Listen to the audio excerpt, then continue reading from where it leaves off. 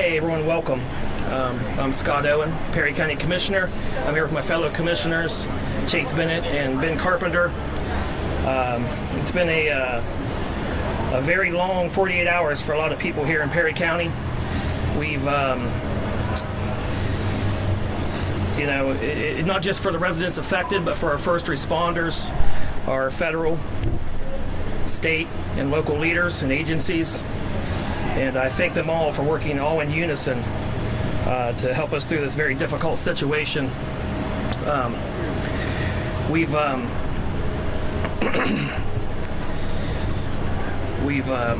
Sorry, froze up. Excuse me.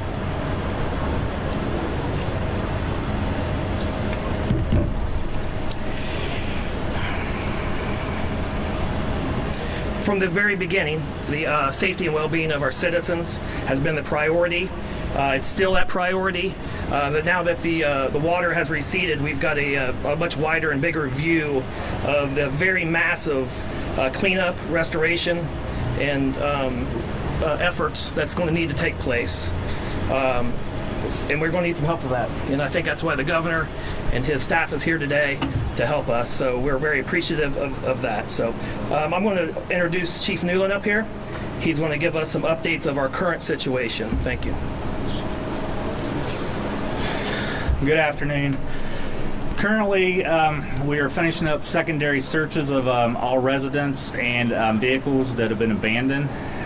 I would say probably within the next hour or so, we'll be finished up with that. Luckily, in the village of Crooksville, I don't believe we've had any injuries or fatalities out of this. There's a lot of property damage. Currently, we also have a donation center set up at the city park for anybody that is needing supplies. They can also go there and pick up stuff. That's where we currently are right now. Ready? Well, good afternoon. I wanted to have the chance to meet with local officials, meet with the chief, and really bring some of our team here today to assess the situation and plan for the future, what assistance we can be. But I first want to start by congratulating the chief, Chief Newland, his men and women, and thank all the departments that came in. They had departments come in from West Virginia. They think they have over 40 different departments that have come in to be of assistance. The fact that, well, let me back up a moment. There were numerous rescues, numerous boat rescues. That is always a dangerous proposition. And it takes people who are very courageous to deal with water, and you never know what is going to happen. And I don't know if the chief wants to get into it, but they had a couple situations that were very problematic. So they were saving people's lives, but it's also risky for the rescuers. And I just want to thank them. I want to congratulate them. These communities have been hit exceedingly hard in a historic way. They've been hit before with water challenges, but this certainly is the worst. And the community has rallied, and the rescuers have rallied. And so all the police departments, the fire departments, but everyone did an absolutely phenomenal job. And I think that, that story may never totally be told of the circumstances and what happened as this unfolded. The people who have described it to me described it as water coming very quickly, and that's the type of situation that we always worry most about. So this is a resilient community. These are resilient communities. These are resilient counties, and they will come back as they always have come back. Our job is to try to help them figure out how to do that and to provide the assistance that we can. The immediate assistance is being provided to people in the shelter. But the next step for the people in the shelter, of course, is they've lost their home. Some have lost absolutely everything. So we have people who have lost everything they have, absolutely everything. A horrible, horrible tragedy. Red Cross is there now. The Red Cross is in the process of working with the individual families. The temporary housing obviously will have to be obtained very, very quickly, and the Red Cross is very good at working that out and providing assistance. The long-term help is going to come from the governor's office and come from the legislators who you will hear from in just a moment.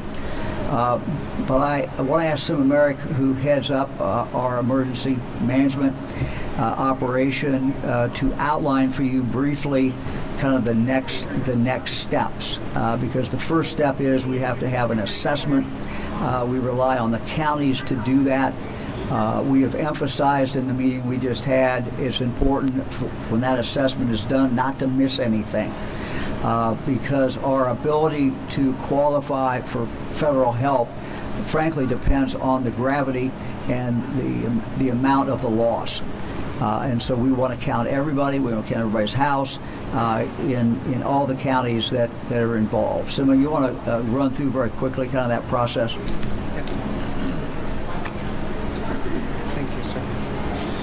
Thank you, Governor. I'm Sima Merrick. I'm the Director of Emergency Management.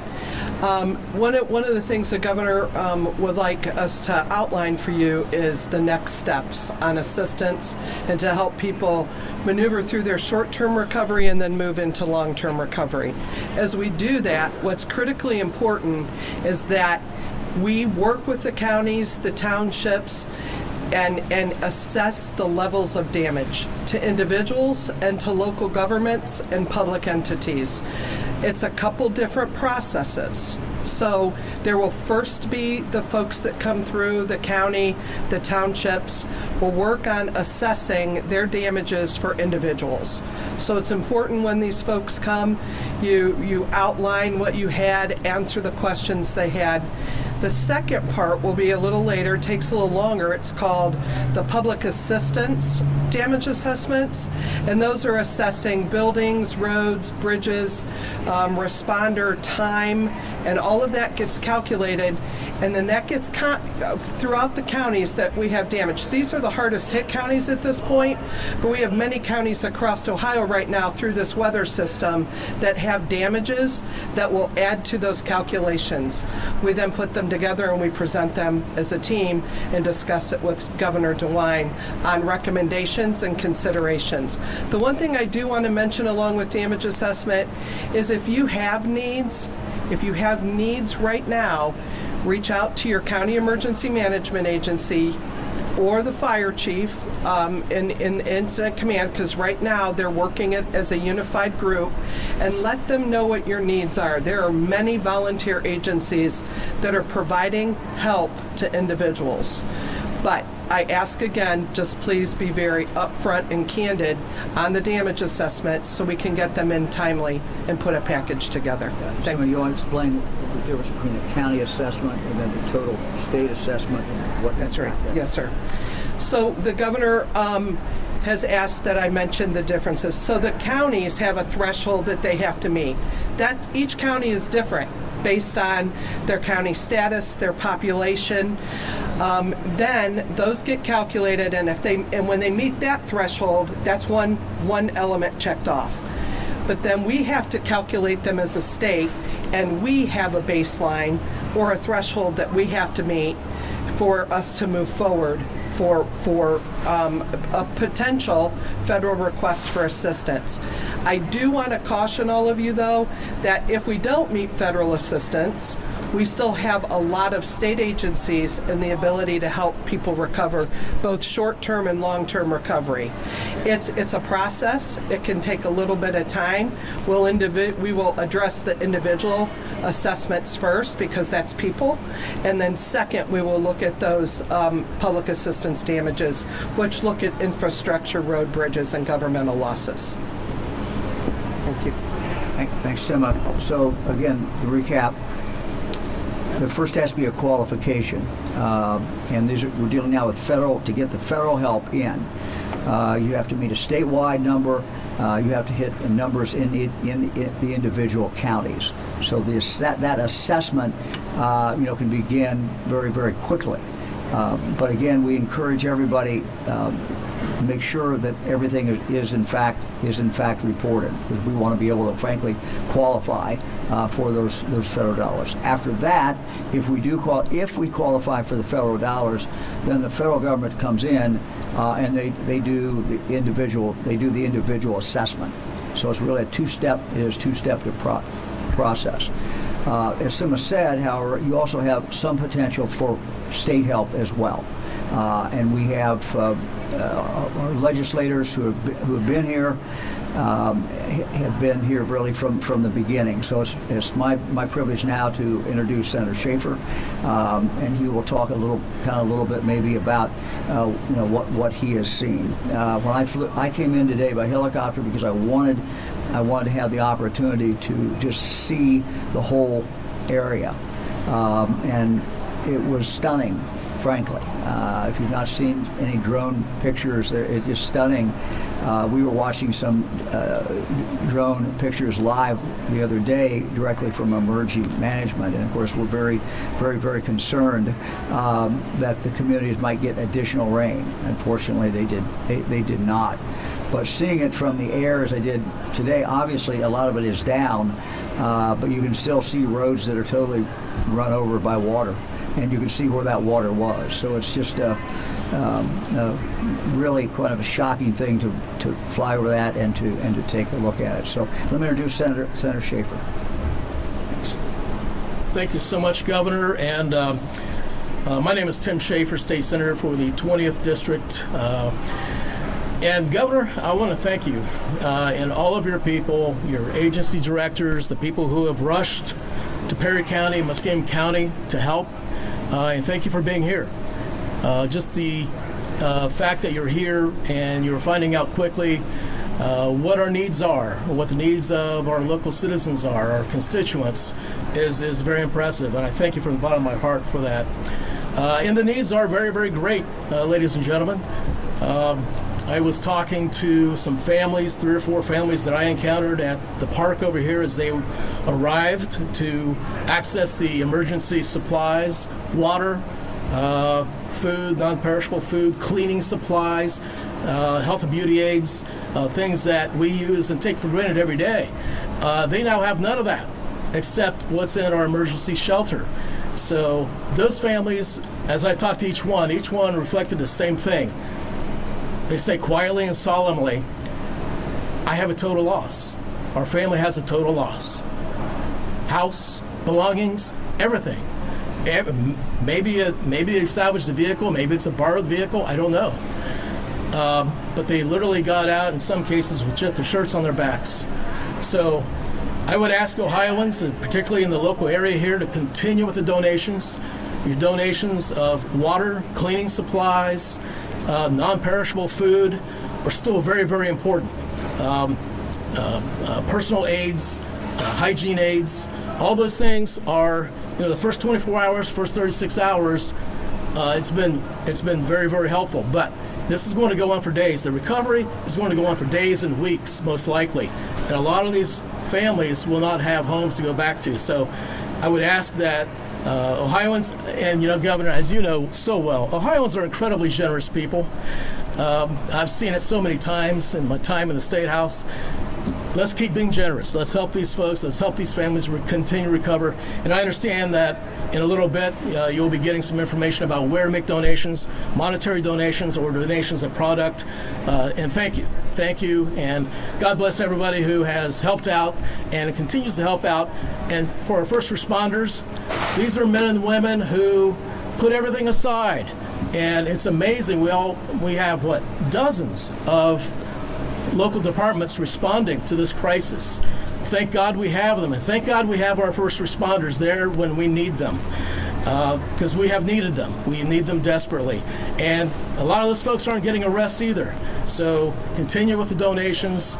Appreciate that very much. And pray for us, pray for our residents, and pray for our first responders as they continue to help the local residents out. Thank you. Thank you. State Representative Kevin Miller and the privilege of representing this area.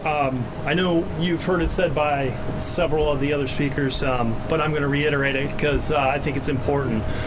This just goes to show how important our first responders are. From our fire and EMS folks to our law enforcement that respond in these times of need. Talked to several individuals, few hours of sleep, if any. Some have been up over days during this incident to make sure everyone else is safe. So can't say enough about them. Chief Newland, Sheriff Barker, his team, truly appreciate them. The other thing you heard is about Appalachia all coming together in a time of need. I think we heard earlier, maybe the chief can speak to it, close to 40 different agencies responded. Agencies out of West Virginia came here to help. That's significant, and I thank God for that. I also want to take the time to thank the governor and his team, as was said, for coming here and viewing this himself. I can tell you, I was on the phone with several of the directors who are here today, Director Suver, Director Merrick, who took my phone calls. I didn't have to call them back. They took my phone call on the first ring.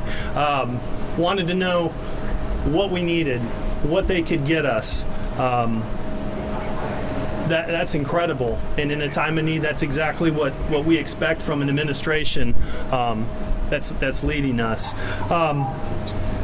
The other thing I'd like to say is I appreciate the quick declaration with the governor to get the ball moving on everything, and I look forward to the collaboration with the administration and these folks to bring all the resources we can from the state level, and build that I guess that case for the federal resources as well. I'm certainly not here to speak on behalf of Congressman Balderson, but I will tell you that he was at the Emergency Operations Center yesterday as well. So he's aware of what's taking place. Like I said, he was boots on the ground, and looking forward to work with him and our federal partners to get all the resources that we can locally to the affected area. So thanks again.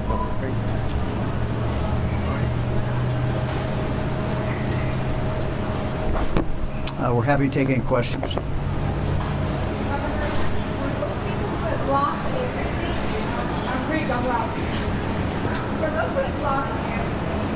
and they still have to pay their mortgages, are there any instructions or discussion about giving a grace period at this time? Or I know we have to agree with both fire companies and discussing anything else? Well, there's been no discussion at this point. I mean, the idea, Red Cross comes in, not that they can do everything, but one of the first things they do is make an assessment of what exactly is going on with that individual. Governor, how long are these local resources like the Red Cross going to be in this area assisting us? So how long is what? I'm sorry? How long is the Red Cross or other local? Yeah, I can't speak for the Red Cross. I can tell you from our administration, anything, as long as we are needed, we are going to be here. One of the things we sent in was the National Guard. Now, we didn't generally call out the National Guard, but what we did is we sent in those units in the state, 2 of those units in the state that are focused on rescue in regard to water. Now, we didn't know whether they were going to be used or not. Our concern was that it was going to continue to rain, and if it was continuing to rain, you get more disaster, and they would have been needed. They were not actually needed, so now they're out doing traffic, and the Highway Patrol will be here as long as it's needed. We're here as long as we are needed, whatever that is. Part of this is clean up Ohio Department of Transportation. I signed the executive order very, very early on in this when we were still right in the middle of it, and I did that because I want to make it clear that the Ohio Department of Transportation can come in and can be of assistance in clearing roads and doing other things. So we're here. We're going to stay here as long as we're needed.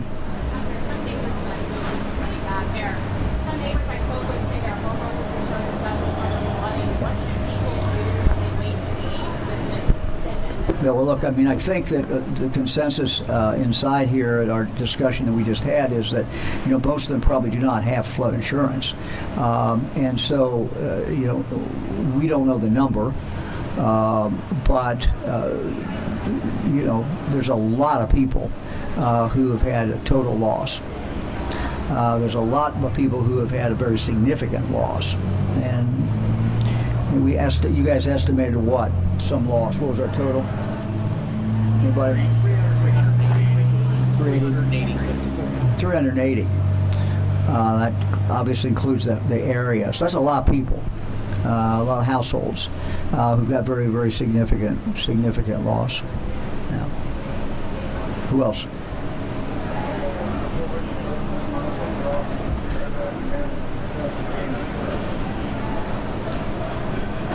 Well, I think you obviously you want to take pictures if you can, but you also have to go about the business of cleaning the place up and doing what you need to do. I don't know, Simon, do you have anything on that? Any suggestions? Because we can't have people sitting around not doing what they want to do. So either one of them. Have Jeff take that. Yeah, so we will be around where our plans were to start today. Of course, everything we of course just needed to do some other things first. But tomorrow we have other county EMA directors coming in helping assist this. We'll be doing the damage assessments, but if you do start to do anything, please just make sure you do take some pictures, document. That's definitely what we will need because we need to accurately have everything. Identify Tom. My name is Jessica Dodson-Pierce, by the way. I am the Perry County EMA Director. I'm not sure who can answer this, but in our residents, the challenges that are behind getting the power back. Want to take that? I know currently I spoke to AEP earlier. They are working very diligently to fix the power. I know they were possibly working on temporary, so hopefully very soon. Anybody else?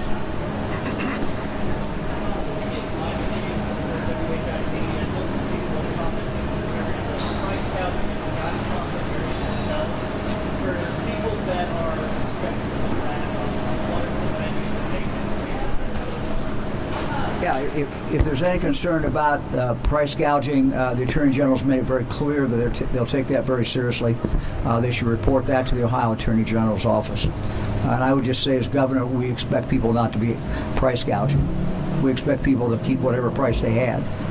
They have a right to get paid, but they don't have a right to take advantage of people who are having some of the worst days of their lives. So we expect people to behave. We expect people to do what's right. And I think most people will. But Just a quick clarification. You said about 380 people or households in which area? you want to take that? Here, you got that. Yeah. So it was 380. That's roughly just a rough idea of how many people have been displaced. That number could be off. That's the last number that I have from when we were tallying it. There's a lot of paperwork that I have to go through to see. It might be a lot more than 380. House-wise, vehicle-wise, like I said, probably the next half hour, we should have a total on that. The crew should be coming back in for finishing that up. That's just for the village of Crooksville and Rose Farm area. Chief, could you just talk a little bit about the heroism that your firefighters and other first responders have demonstrated over the past couple days? Well, like the governor had mentioned earlier, there was a couple situations during this. There was actually a mayday called. The crew had lost their boat. It was a pretty serious situation. About 3 hours. It took them about 3 hours to get back here after that happened. All the agencies, the members of the fire department, Crooksville, Roseville, everybody that helped, obviously they're all heroes. Okay, anybody else? Okay, thank you all very much. Again, I just want to thank the responders, what they have done, what they're doing. And as you can see, we got volunteers all over the place. They're bringing things in. So the communities are very resilient. They're strong. And we just are very, very grateful for what everybody's doing. Thank you.